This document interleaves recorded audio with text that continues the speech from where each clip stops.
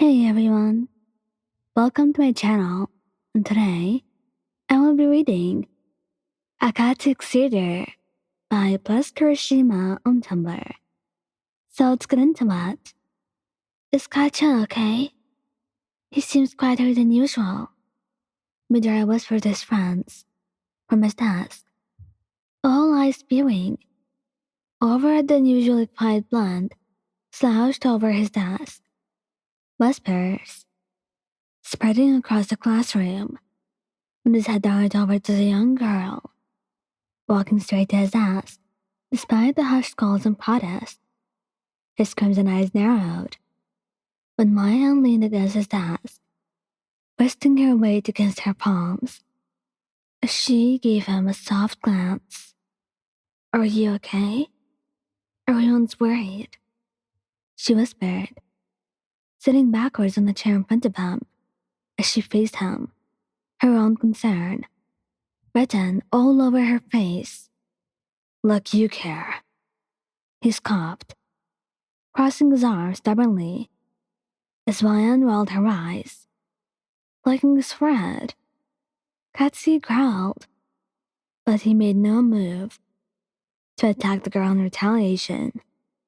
He simply leaned further back into his chair, his dark eyes glaring at the girl in front of him, who made no move to back down from the stare down, a small smile making its way on her face. Maybe I just do. You can't do that to me. Katsuki growled at his parents, his fists clenching at his sides as he looked between them, hoping for any sign of this being a joke. His thoughts drifted over to why exactly it had happened to him of all people. His mother stood up from her seat, giving him the closest thing she could, the sympathetic look behind her hard eyes. We didn't. It was a decision we made before we even had you. This is not fair. But we're not getting any younger. Katsuki, the world is changing, and we agreed to this before we even knew what we were doing. What if I don't want to? You don't have a choice. It's for the better, Katsuki. Hey, Bakugou? Went inside, catching him by his locker. Just as he slammed his locker shut, the blonde rolled his eyes, but he couldn't help the small smirk growing on his face when she teleported back and forth, a pitiful attempt to annoy him. I heard the news. You're, getting married? She said nervously, playing with her fingers. A small blush creeped on her face. Katsuki took notice when he saw the small blush scatter across her cheeks, leaning against the lockers with a raised eyebrow. What? You happened to hear this news? Or were you just snooping around? The blonde's accusation caused a tear of blush to grow on the girl's cheeks as she turned to open her own locker next to his, scoffing nonchalantly. Me? Listening out for news about you? Don't be stupid. She huffed, puffing her cheeks as she buried her blushing face into her locker. Well, little birdies told me the same thing was happening to you. He grumbled softly, the both of them looking at each other with grim expressions. Mine's shoulders thumped as she nodded, shutting her locker softly after getting her textbooks for her next class. Katsuki noticed her change in expression, turning her face to him as he leaned his arm by one side of her head, looking into her eyes as her back pressed against the lockers.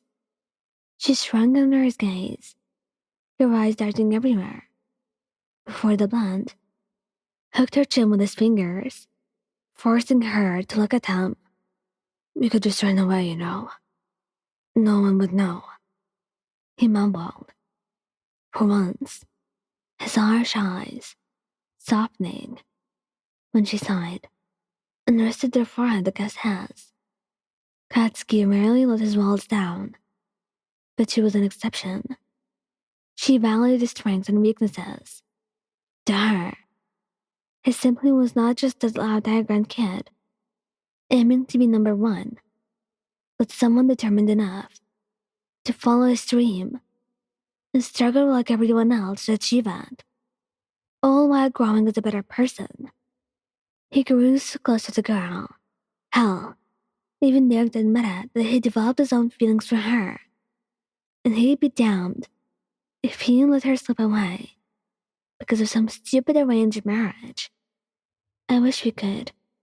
I mean, you know I'd want to, but I can't let my parents down like that.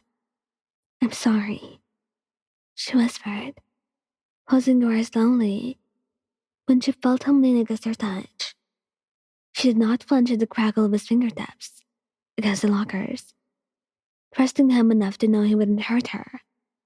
The bell rang, startling the both of them as they pulled away from each other, giving a small smile before parting their separate ways. They're coming. Straighten up, Katsuki. His mother scolded, slapping him on the back of the head as he stood straighter, but did not wipe the permanent scowl on his face. He faintly heard his father from the doorway, welcoming the other family into the room. Katsuki clenched his jaw, fighting the urge to ruin the entire setup. His eyes remained on the ground as a group of footsteps near the living room where he stood, his mother leaving aside to greet their new coming guests, and his bride-to-be. Ah, how wonderful of you to be here. This is our son. Katsuki? And his head snapped at the sound of the familiar voice, both their eyes widening as their heads pieced together what was going on. Both their parents' eyes flickered between the two, raising their eyebrows in confusion. You two know each other? And Katsu smirked, digging his hands into his pockets as Ryan's shocked face changed into a bright smile. Maybe we just do. Thank you guys for listening. Don't forget to like, subscribe, and comment.